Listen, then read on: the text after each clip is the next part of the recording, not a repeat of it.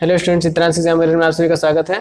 आज हम जीएस का ये नेक्स्ट वीडियो लेकर के आए हैं। इसमें हम आज आपको जो है 50 क्वेश्चन हिस्ट्री के, इतिहास के जो 50 क्वेश्चन हैं वो हम आज एमसीक्यू टाइप से क्वेश्चन आपके बताने चल रहे हैं, जो कि हम इसमें सभी ऑप्शन को एक्सप्लेन भी करेंगे। तो अगर हमारे वीडियो को देख रहे हैं तो ज़्यादा से ज़्यादा लोगों के साथ हमारे वीडियो को शेयर कर दें, और हमारे चैनल को अगर सब्सक्राइब नहीं किया तो सब्सक्राइब जरूर कर दें, और बेल जो नोटिफिकेशन बेल है उसको प्रेस कर दें, जिससे कि कोई भी वीडियो अपलोड हो तो उसका नोटिफिकेशन आपको मिलता रहे। और अगर आपको शॉर्ट हैंड सीखना है, मैथ के कोई क्वेश्चन आपको देखने हैं, तो आप हमारे प्लेलिस्ट में जा करके देख सकते हैं। उसमें सभी मैथ्स के सभी शॉर्ट हैंड के जो टॉपिक्स हैं, जो रूल्स हैं, वो सभी प्लेलिस्ट में पड़े हुए हैं। आप वहाँ से देख करके सीख सकते हैं। तो चलिए हम देखते हैं आज का पहला क्वेश्चन क्या है। पुलकेशिन प्रथम बादामी शिलालेख शक वर्ष 465 का दिनांकित है। यदि इसे विक्रम संवत में दिनांकित करना हो तो वर्ष होगा। कौन सा वर्ष होगा? Option number A 601, option number B 300, option number C 330, option number D 407। तो ये जो शक संवत है 78 ईस्वी में प्रारंभ हुआ था, और ये जो विक्रम संवत है वो 58 ईसा पूर्व में प्रारंभ हुआ था। तो हम विक्रम संवत से पुलकेशिन प्रथम का बादामी अभिलेख बदलना चाहते हैं, तो इसका मतलब क्या हो जाएगा कि 465 प्लस 78 प्लस 58 कितना हो जाएगा? 601 विक्रम संवत हो जाएगा। तो मतलब ये हुआ कि पुलकेशिन प्रथम जो बादामी शिलालेख शक वर्ष 465 का दिनांकित मतलब कौन सा होगा? यदि इसे विक्रम संवत में बनाया जाए तो 465 वर्ष वो शक वर्ष, और 78 शक संवत, और 58 जो विक्रम संवत हुआ। इन उसको सबको ऐड करके निकालेंगे तो क्या आ जाएगा? 601। तो ऑप्शन नंबर क्या होगा? 601 सही हो जाएगा, ऑप्शन नंबर ए। नेक्स्ट है कि भारत में निम्नलिखित के आने का सही कालानुक्रम क्या है? तो निम्नलिखित के आने का सही कालानुक्रम क्या है? पहला है सोने के सिक्के, पहले सोने के सिक्के आए, या फिर आहत मुद्रा चांदी के सिक्के आए, या फिर लोहे का हलवा, या फिर नगर संस्कृति। तो पहले क्या आए थे? तो भारत में जो आने का सही क्रम है वो है नगर संस्कृत। पहले नगर संस्कृत हुई थी, और लोहे का हल हुआ, फिर आहत मुद्राएं हुई। आहत मुद्राएं मतलब जो ठोक करके बनाई जाती थी, और उसके बाद सोने के सिक्के। तो ये जो नगर संस्कृत है वो हड़प्पा युग में थी। लोहे का हल उत्तर वैदिक युग में देखा जाता है, पढ़ा जाता है। आहत मुद्रा चांदी के जो सिक्के हैं वो बुद्ध युग में थे, और सोने के सिक्के जो है मौर्योत्तर युग में है। तो इसमें ऑप्शन क्या होगा? 4, 3, 2, 1, ऑप्शन नंबर डी सही हो जाएगा। नेक्स्ट क्वेश्चन पे आते हैं। नेक्स्ट क्वेश्चन है, ईसा की 3री शताब्दी में जबकि हुण आक्रमण में रोमन साम्राज्य समाप्त हो गया, भारतीय व्यापारी अधिकाधिक निर्भर हो गए अफ्रीकी व्यापार पर, पश्चिमी यूरोपीय व्यापार पर, दक्षिण पूर्व एशियाई व्यापार पर, मध्य पूर्वी व्यापार पर। तो इसमें ऑप्शन नंबर सी सही होगा, दक्षिण पूर्व एशियाई व्यापार पर। तो ईसा की 3री शताब्दी में जब हुण आक्रमण से रोमन साम्राज्य समाप्त हो गया, तब भारतीय व्यापारी अधिक से अधिक दक्षिण पूर्व एशियाई व्यापार पर निर्भर हो गए थे। तो ऑप्शन नंबर सी सही होगा। नेक्स्ट है, निम्नलिखित व्यक्ति भारत में किसी न किसी समय आए, फायान, इत्सिंग, मेगास्थनीज या ह्वेनसांग। तो इनका जो सही अनुक्रम है वो क्या होगा? तो भारत में आने का पहले सबसे पहले मेगास्थनीज, फिर फायान आया, फिर ह्वेनसांग, फिर इत्सिंग। तो मेगास्थनीज किसके शासनकाल में आया था? चंद्रगुप्त मौर्य के शासनकाल में आया था मेगास्थनीज। उसके बाद फायान चक्रमोद विक्रमादित्य के शासनकाल में आया, फिर ह्वेनसांग हर्षवर्धन के शासनकाल में आया था, और इत्सिंग जो है 7वीं शताब्दी में हर्षवर्धन के शासनकाल के बाद आया था। तो इसमें ऑप्शन नंबर बी सही हो जाएगा, 3142। ओके, चलिए नेक्स्ट क्वेश्चन पे आते हैं। ईसा पूर्व शताब्दी के प्रारंभ में उत्तरी अफगानिस्तान में स्थापित भारत यूनानी राज्य था। बैक्ट्रिया, सीथिया, जेटरेसिया, आर्या। तो इसमें क्या होगा? ऑप्शन नंबर ए, ईसा पूर्व 2री शताब्दी के प्रारंभ में उत्तरी अफगानिस्तान में शताब्दी भारत यूनानी राज्य बैक्ट्रिया था। तो ऑप्शन नंबर क्या हो जाएगा? ए सही होगा, बैक्ट्रिया। नेक्स्ट है, भारत में प्रथम बार सैनिक शासन व्यापार में लाया गया? ग्रीकों द्वारा, शकों द्वारा, पार्थियनों द्वारा, मुगलों द्वारा। तो किसके द्वारा लाया गया था? तो भारत में प्रथम बार सैनिक शासन ग्रीकों द्वारा व्यवहार में लाया गया था। सिकंदर ने अपने द्वारा जीते हुए प्रदेशों को अपने सैनिक अधिकारियों के अंतर्गत रखा था। तो ऑप्शन नंबर ए सही हो जाएगा, ग्रीकों द्वारा। नेक्स्ट है, कश्मीर में कनिष्क के शासनकाल में जो बौद्ध संगीत आयोजित हुई थी उसकी अध्यक्षता निम्नलिखित में से किसने की थी? पार्श्व ने, नागार्जुन ने, शूद्रक ने, वसुमित्र ने। तो किसने की थी? ऑप्शन नंबर डी सही होगा, वसुमित्र ने। कश्मीर के कुंडलवन में कनिष्क के शासनकाल में चतुर्थ बौद्ध संगीत का जो आयोजन हुआ था, इस बौद्ध संगीत की अध्यक्षता वसुमित्र ने की थी। अश्वघोष इसके जो है उपाध्यक्ष भी थे। तो ऑप्शन नंबर डी सही हो जाएगा। नेक्स्ट क्वेश्चन पे आते हैं। नर्मदा नदी पर सम्राट हर्ष के दक्षिणावर्ती आगमन को रोका? पुलकेशिन प्रथम ने रोका था, पुलकेशिन द्वितीय ने, या विक्रमादित्य प्रथम ने, या विक्रमादित्य द्वितीय ने? तो किसने रोका था?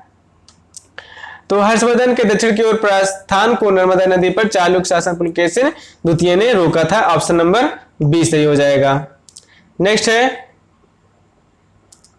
प्राचीन काल के भारत पर आक्रामकों के संबंध में निम्नलिखित में से कौन सा एक सही कालानुक्रम है? यूनानी शक कुषाण, यूनानी कुषाण शक, शक यूनानी कुषाण, शक कुषाण यूनानी। तो कौन सा हो जाएगा इसमें? इसमें हो जाएगा ऑप्शन नंबर ए, यूनानी शक कुषाण। यूनानी 513 ईस्वी पूर्व में यूनानी शासक डेरियस के नेतृत्व में भारत आए थे। शक 90 ईसा पूर्व में भारत आए थे। कुषाण 45 ईसा पूर्व में भारत आए थे। तो ऑप्शन नंबर ए सही हो जाएगा। नेक्स्ट है, कुषाण वंश के प्रसिद्ध राजा का नाम बताइए? कनिष्क, पुलकेशिन, हर्ष या विक्रमादित्य? तो कौन है कुषाण वंश के प्रसिद्ध राजा का नाम है? कनिष्क था। तो ऑप्शन नंबर ए सही हो जाएगा। और जिसने 78 ईस्वी में शक संवत चलाया, पुलकेशिन चालुक्य वंश का प्रसिद्ध राजा था। हर्षवर्धन 7वीं शताब्दी का शासक था, जिसने कन्नौज को राजधानी बनाकर उत्तर भारत के बहुत बड़े क्षेत्र पर लगभग 40 वर्षों तक शासन किया था। और विक्रमादित्य ने 57 ईसा पूर्व में प्रसिद्ध विक्रम संवत चलाया था। नेक्स्ट है, कनिष्क किसका पृष्ठपोषक था? महायान बुद्धवाद का, हीनयान बुद्धवाद का, हिंदू धर्म का, या जैन धर्म का? तो किसका था? ऑप्शन नंबर ए, महायान बुद्धवाद का। तो कुषाण वंश का शासक जो कनिष्क दूसरी शताब्दी ईसा का शासक था, और जिसके संरक्षण में कश्मीर में चौथी बौद्ध महासंगीत का आयोजन भी हुआ था। और उसी समय जो है बौद्ध धर्म हीनयान और महायान नामक दो संप्रदायों में विभक्त हो गए थे। और कनिष्क बौद्ध धर्म के महायान शाखा का पोषक कहा जाता था, और इसी के काल में बौद्ध तथा बौद्धिस्टों की प्रतिमाओं की पूजा की जाने लगी थी। तो ऑप्शन नंबर ए सही होगा, महायान बुद्धवाद। नेक्स्ट है, राजा खारवेल किस चेदी वंश के महानतम शासक थे? चोलमंडलम, कलिंग, कन्नौज या पुरुषपुर?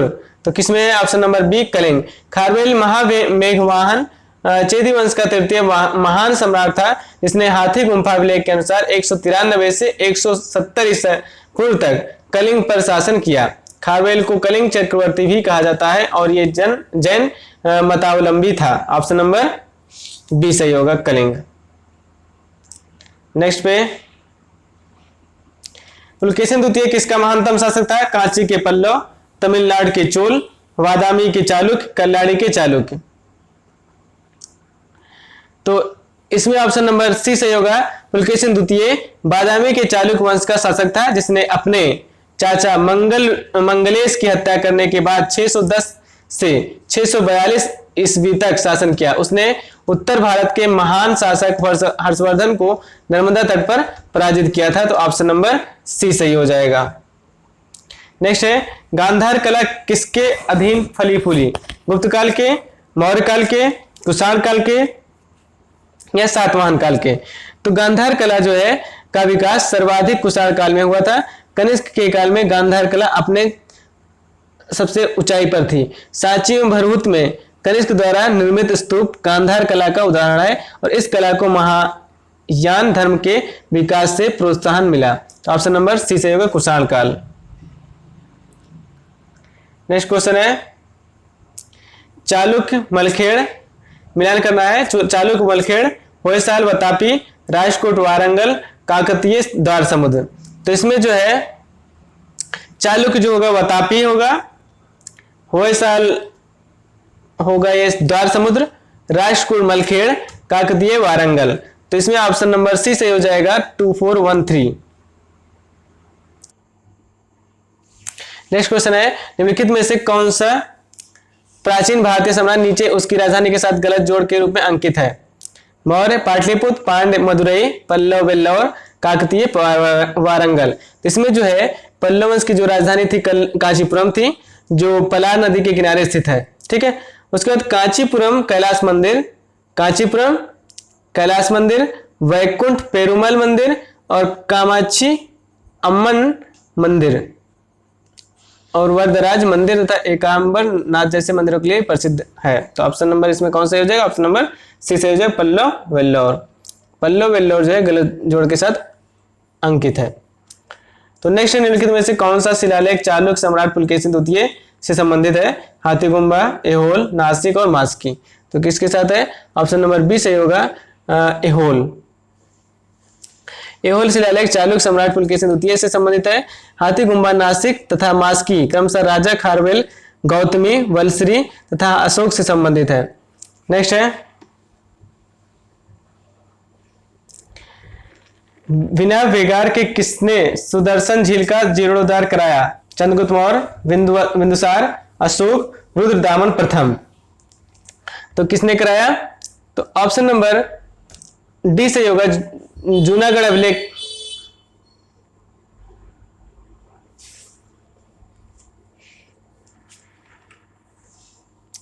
ऑप्शन नंबर डी सही होगा इसमें कि जूनागढ़ अभिलेख के अनुसार 170 ईस्वी में रुद्रदामन ने गिरनार के निकट, गिरनार जो गुजरात में है के निकट स्थित सुदर्शन झील का जीर्णोद्धार करवाया था और इस झील की मरम्मत बिना वेगनर के करवाई गई थी। तो ऑप्शन नंबर डी सही होगा।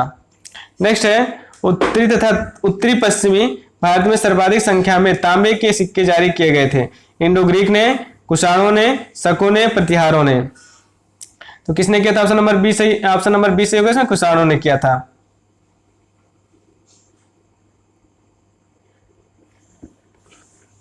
नेक्स्ट क्वेश्चन है योद्धे सिक्कों पर किस देवता का अंकन मिलता है? वासुदेव, मित्र, इंद्र और कार्तिकेय। तो योद्धे सिक्कों पर कार्तिकेय नामक देवता का जो है ये अंकन प्राप्त होता है। इन सिक्कों का प्रचलन क्षेत्र दक्षिण पूर्व पंजाब तथा राजस्थान के मध्य था और इस तथ्य का प्रमाण अष्टाध्यायी तथा बृहत संहिता से प्राप्त हुआ है। ऑप्शन नंबर डी सही होगा। नेक्स्ट है विक्रम एवं शक संवतों में कितना अंतर है? 57 वर्ष, 78 वर्ष, 135 वर्ष या 320 वर्ष। तो कितने वर्ष का अंतर है?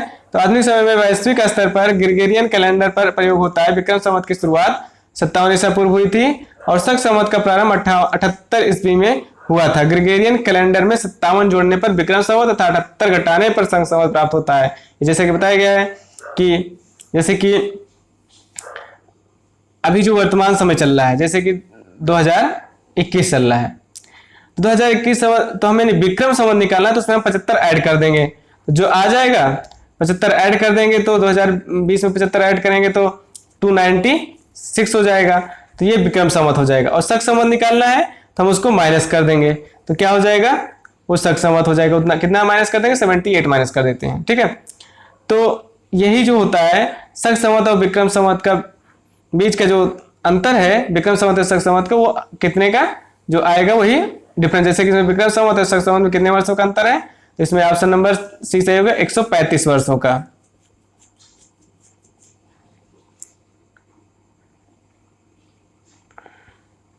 नेक्स्ट है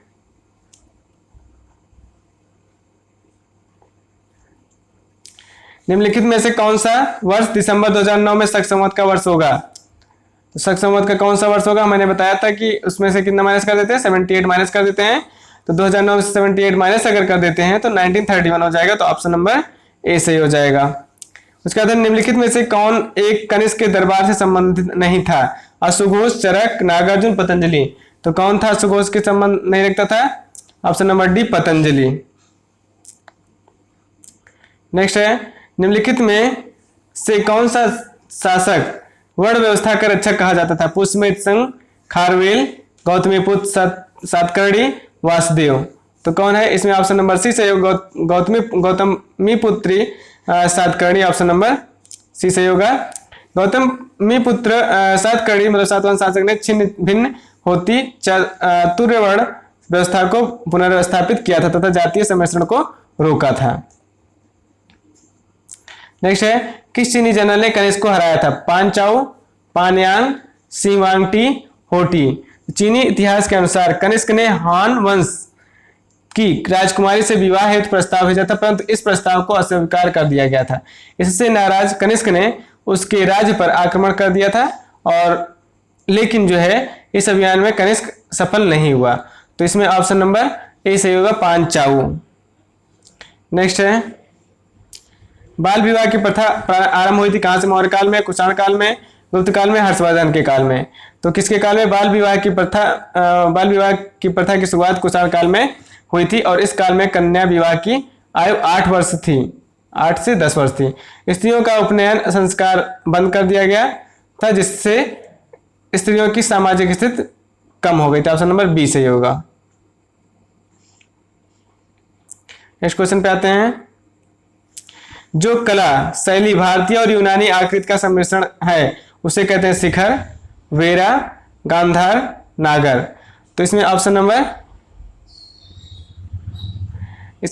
सी सही होगा, गांधार। तो गांधार शैली में भारतीय तथा यूरोपीय आकृतियों का सम्मिश्रण है। शक तथा कुषाण राजवंशों ने इस कला को संरक्षण प्रदान किया और यह कला मुख्यतः बौद्ध धर्म से संबंधित थी और इसी कारण इसे यूनानी, बौद्ध या इंडो ग्रीक भी कहा जाता है। तो ऑप्शन नंबर सी सही होगा। नेक्स्ट क्वेश्चन है, निम्नलिखित राजाओं में से कौन जैन धर्म का संरक्षक था? अशोक, हर्ष, पुलकेशिन द्वितीय, खारवेल। तो कौन सा था? तो ऑप्शन नंबर डी सही होगा, खारवेल। हाथीगुम्बा अभिलेख से पता चलता है कि खारवेल का झुकाव जैन धर्म की ओर था। तो ऑप्शन नंबर डी सही होगा। नेक्स्ट है, निम्नलिखित राजाओं में से किसको जैन धर्म के प्रति भारी झुकाव था? दशरथ, बृहद्रथ, खारवेल, हुविस्क। किसका था? Option number C, Kharavela. Next है, निम्नलिखित में से कौन सा विद्वान कनिष्क के समकालीन था? अश्वघोष, नागार्जुन, वसुमित्र, चाणक्य। तो इसमें केवल 1 और 2, 3 और 4, 2 और 4 और 1, 2, 3। तो इसमें ऑप्शन नंबर डी सही होगा, 1, 2 और 3। नेक्स्ट है, चित्रों में पतलून जैसी पोशाक पहने हुए दिखाया जाने वाला प्रथम भारतीय शासक कौन है? चंद्रगुप्त, अशोक, कनिष्क और समुद्रगुप्त। तो जो चित्रों में पतलून जैसी पोशाक पहने हुए दिखाया जाता है वो पहला प्रथम भारतीय शासक कौन है? वो है कनिष्क। नेक्स्ट क्वेश्चन पे आते हैं, कल्हड़कृत रजतरंगड़ी में किसका इतिहास वर्णित है? किसका इतिहास? रजतरंगड़ी में किसका इतिहास है?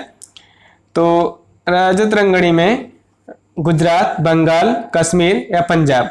तो रजतरंगड़ी कल्हड़ द्वारा रचित एक संस्कृत ग्रंथ है और इस रजतरंगड़ी का शाब्दिक अर्थ होता है कि राजाओं की नदी, जिसका मतलब है कि राजाओं का इतिहास है समय प्रभाव। यह कविता के रूप में है और इसमें कश्मीर का इतिहास वर्णित है। तो इसमें ऑप्शन नंबर सी सही हो जाएगा।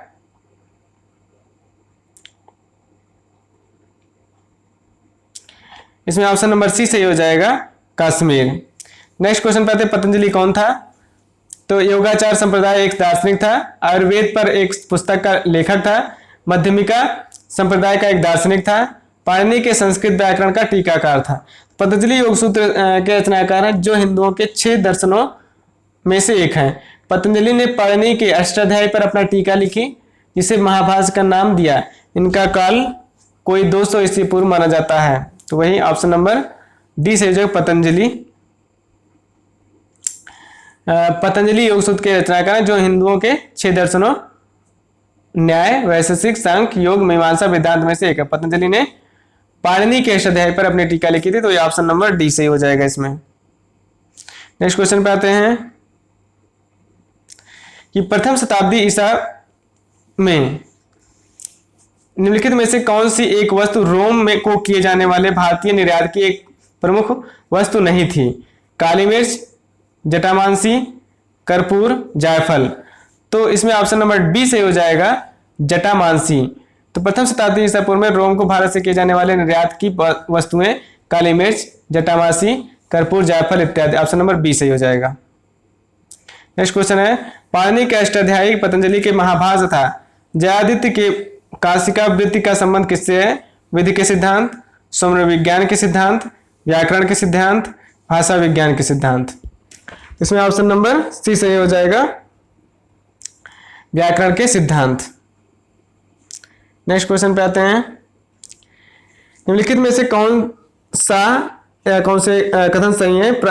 प्रारंभिक बौद्ध साहित्य प्रायः धर्मसूत्री पाठ से रचित है। बौद्ध शाखाएं अपने धर्मसूत्री साहित्य का वर्गीकरण केवल पिटकों के रूप में करती हैं। तो इसमें केवल एक होगा, केवल दो होगा, एक दो दोनों होगा, या दोनों नहीं होंगे। इसमें ऑप्शन नंबर डी सही है, जैसे कि एक और दो दोनों नहीं सही है, क्योंकि सबसे प्राचीन जो बौद्ध धर्म है त्रिपिटक है, जिनकी रचना बुद्ध के निर्माण प्राप्त करने के बाद हुई थी। और त्रिपिटक की भाषा जो है वो पाली है। इनकी संख्या 3 है। त्रिपिटक में ईसा पूर्व की शताब्दी में भारत के सामाजिक एवं धार्मिक जीवन पर प्राप्त प्रकाश पड़ता है। तो ऑप्शन नंबर डी सही हो जाएगा, option number D. Next question है, गुप्त काल में लिखित संस्कृत नाटकों में स्त्री और शुद्ध बोलते हैं, क्या बोलते हैं? संस्कृत, प्राकृत, पाली या सौरसेनी। गुप्त काल नाटकों में निम्न सामाजिक स्तर के लोग तथा स्त्रियां प्राकृत तथा उच्च सामाजिक स्तर के लोग संस्कृत बोलते हैं। नेक्स्ट क्वेश्चन है, गुप्त शासकों द्वारा जारी किए गए चांदी के सिक्के कहलाते हैं थे? रूपक, कारसापण, दीनार या पण। तो क्या कहलाते हैं? ऑप्शन नंबर ए सही होगा, रूपक। तो गुप्त शासकों द्वारा जारी किए गए चांदी के सिक्के रूपक कहलाते थे और ये 32.36 ग्रेन के थे। ऑप्शन नंबर ए सही हो जाएगा, रूपक। नेक्स्ट है, गुप्त काल में उत्तर भारतीय व्यापार निम्नलिखित में से किस एक पत्तन से संचालित होता था? ताम्रलिप्ति, भड़ौच, कल्याण और कैम्बे। तो इसमें ऑप्शन नंबर ए सही हो जाएगा, ताम्रलिप्ति। तो ये जो ताम्रलिप्ति है या ताम्रलिप्त बोलते हैं, ये एक बंगाल की खाड़ी में स्थित एक प्राचीन पुराने समय का एक शहर था। तो जिसे अभी वर्तमान समय में भारत के ताम्लुक से जोड़ दिया जाता था, संकृत किया जाता था। ताम्रलिप्त प्रारंभिक ऐतिहासिक भारत में व्यापार व वाणिज्य का एक प्रमुख नगरीय केंद्र होता था। तो यहाँ से व्यापार जैसे सिल्क रोड से उत्तरापथ होते हुए मुख्य व्यापारिक मार्ग से मध्य पूर्व और यूरोप से होता था और समुद्री रास्ते से बाली, जावा और सुदूर पूर्व से व्यापार होता था।